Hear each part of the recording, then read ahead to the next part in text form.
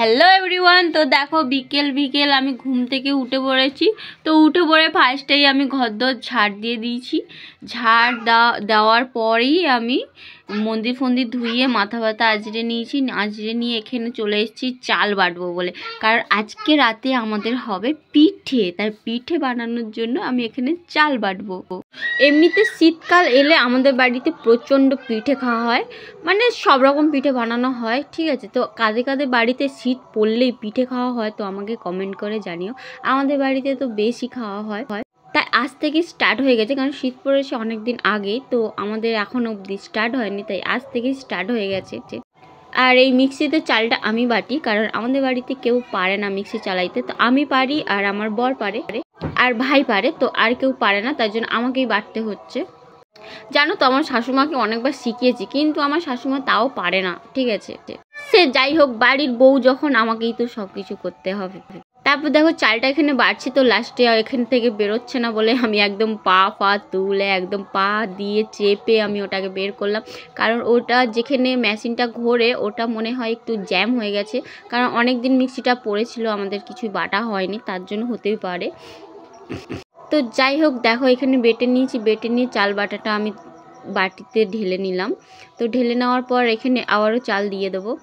তো যাই হোক তারপরে চাল টাল বাটার পর তো বাটতে বাটতে আমার একটা সমস্যা হচ্ছে, কারেন্ট চলে গেছিলো। তো কারেন্ট চলে গেছিলো, তারপরে এদিকে যতক্ষণ না কারেন্ট আসে তো ততক্ষণ ভাবলাম যে নারকেলটা ছাড়িয়ে নিই, কারণ মা নারকেলটা ছাড়াতে পারবে না।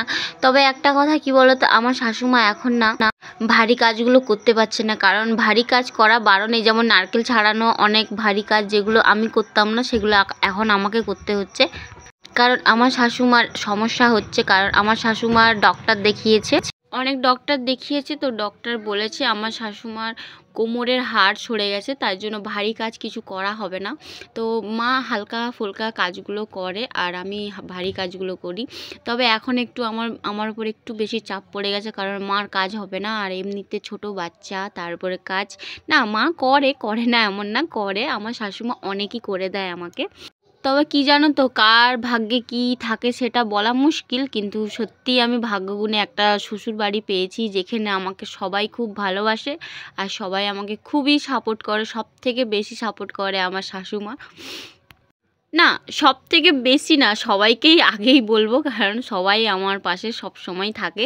সে যাই হোক তারপর দেখো নারকেল ছাড়িয়ে এসে আমি নারকেলটা কুড়ে নিয়েছি, আর এইদিকে হচ্ছে আমার মা, মানে আমার শাশুমা এখানে চালটাকে গুলছিল। তারপর মায়ের সাথে একটু মজা করছিলাম, যে ভিডিও বানাচ্ছিলাম, বলছি দেখো আমার আমার মা বলছে আমার মাথা ব্যথা আজরানো নেই, কিচ্ছু নেই, তুমি ভিডিও করো।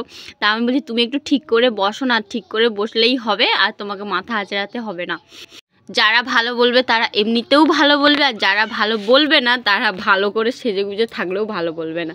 সে যাই। তারপর এদিকে দেখো মা চলে গেছিলো দাদু ঠাম্মাকে খেতে, সেই ফাঁকে আমি ভাবছিলাম যে একটা আমি পিঠে বানাই। তা আমি কোনোদিনও পিঠে বানাই না, আমি জানিও না পিঠে বানাতে কেমন হয়। তো এখানে আমি দিয়েছিলাম, আমি তারপর পারিনি ঘোরাতে, তো তারপর মা চলে এসেছিলো, মা এসে ঘুরিয়ে দিল, বলছে ওইভাবে ঘোরানো হয় না। তারপরে আমি এটা দিয়েছি, কিন্তু অনেকটা মোটা হয়ে গেছে, আমি পারি না, তো তাই জন্য সে যাই হোক চেষ্টা তো করি, চেষ্টা করলে সব কিছুই পারবো। তারপর এখানে আমি বলছিলাম যে আমার দ্বারা কিচ্ছু হবে না। তারপর এইদিকে দেখো আমার মেয়ে ঝুড়ি ভাজা আর মুড়ি নিয়ে ঘুরছে। তো এখানের মতো আমি ভিডিওটা শেষ করলাম, আবার আসছি পরে ভিডিও।